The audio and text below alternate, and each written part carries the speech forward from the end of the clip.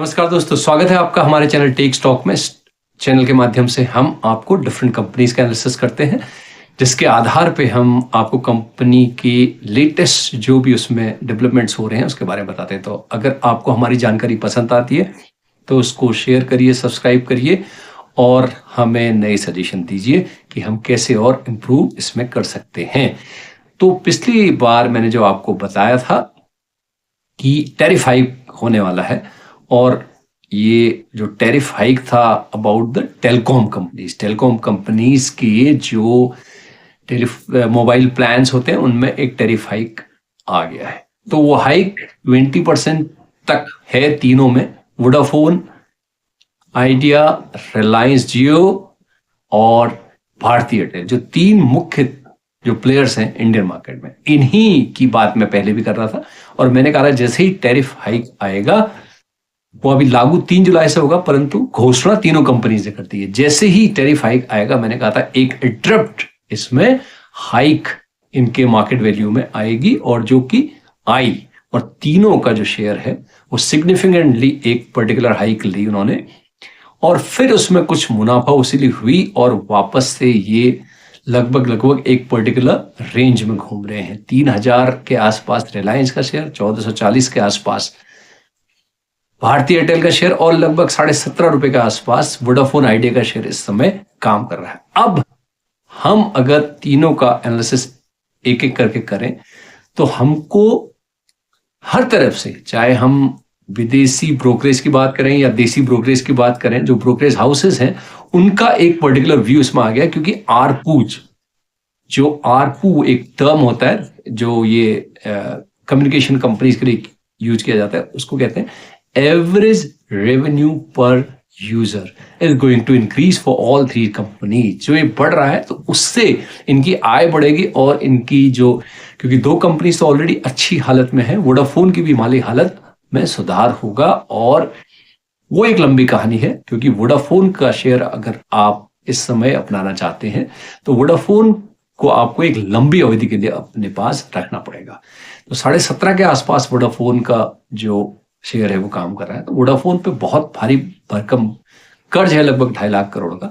लेकिन जो वोडाफोन ने जो रेवेन्यू है वो अब आने शुरू हो गए हैं, और इन्होंने जो 10-10 लाख पर तिमाही में अपने जो सब्सक्राइबर खोए थे, वो खोने के बावजूद भी इनके पास लगभग 15 करोड़ के आसपास सब्सक्राइबर है। 40 करोड़ के आसपास, 40-40 प्लस करोड़ सब्सक्राइबर जियो के पास है, और लगभग 40 करोड़ के ही आसपास लगभग इतने ही एयरटेल के पास है। तो अब अगर ये जो टैरिफ हाइक है, जो कि 2 साल से नहीं हुआ था, इनमें जो इनके मोबाइल प्लान में जो इन्होंने बढ़ोतरी की है, लगभग 20 से 25% हर तीनों कंपनियों ने बढ़ोतरी की है, तो इससे इनके रेवेन्यूज में एक भारी अच्छा उछाल आएगा, और जो कंपनीज की जो माली हालत में अच्छा सुधार होगा। इसके आधार पर हम कह सकते हैं कि अगर आपको वोडाफोन, आइडिया, भारती एयरटेल और जियो इसमें से अगर चूज करना है, तो जो सबसे अच्छी बेट, जो सबसे अच्छी इस समय ऊपर की जो कंडीशन है, जिसमें जेफरीज ने एक अपनी रिपोर्ट दी है, वो है भारती एयरटेल पे। भारती एयरटेल पे जेफरीज कहता है कि यहां से 30 से 35% अप ट्रेंड होगा, यानी इसके जो मार्केट वैल्यू में है 30 से 35% की हाइक हो सकती है। तो भारती एयरटेल में आपको अगर निवेश करना है तो एक बार अपने फाइनेंशियल एडवाइजर से जरूर पूछिए, क्योंकि इस समय उनका जो शेयर है वो मार्केट वैल्यू 1450 के आसपास बड़ी फेयर वैल्यू पर बैठा हुआ है। दूसरा, रिलायंस, क्योंकि जो जियो के रेवेन्यूज है वो रिलायंस इंडस्ट्रीज में आते हैं, और रिलायंस इंडस्ट्रीज का शेयर लगभग 3000 रुपए के आसपास है।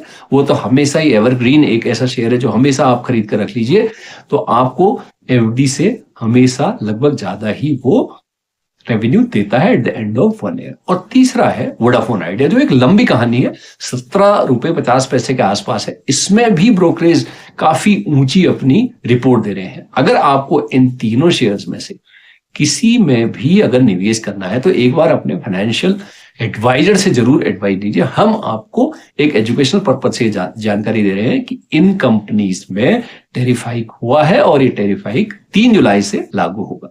जो वोडाफोन आइडिया का शेयर है वो बहुत लंबे समय से 10 रुपए के आसपास काम कर रहा था और पिछले हमारे एनालिसिस के बाद इसमें लगभग 7 से 8 रुपए की वृद्धि हुई। ये लगभग 18.5-19 रुपए के आसपास जाके फिर से एक बार 17.5 रुपए के आसपास खड़ा है, एक फेयर वैल्यूएशन के पास खड़ा है। अगर आपको इनमें कहीं भी निवेश करना है तो एक बार खुद एनालिसिस कीजिए। हमारे एनालिसिस से कुछ अगर आप सीखते हैं तो उसको और एक बार डिटेल में एनालिसिस करके आप इनमें निवेश करने की सोच सकते हैं और एक बार अपने एडवाइजर से जरूर पूछिए। तो हम इस कम्युनिकेशन थीम में टैरिफ हाइक के कारण थोड़ा सा यहां पे हमको लगता है कि जो ये ब्रोकरेज हाउस हैं, चाहे जेफरीज हो चाहे मॉर्गन स्टैनले हो, तो उनकी रिपोर्ट के आधार पर हम आपको बता रहे हैं कि भारती और रिलायंस इसमें कुछ अपसाइड अगले 1-2 साल में जरूर दिख सकता है, जो कि इन दोनों ब्रोकरेज रिपोर्ट ने अपनी रिपोर्ट्स में कहा है। तो आज के लिए हम अब आपको यहां पे छोड़ के जाते हैं। आप एनालिसिस करिए और देखिए कि आपने इसमें क्या हुआ। नमस्कार।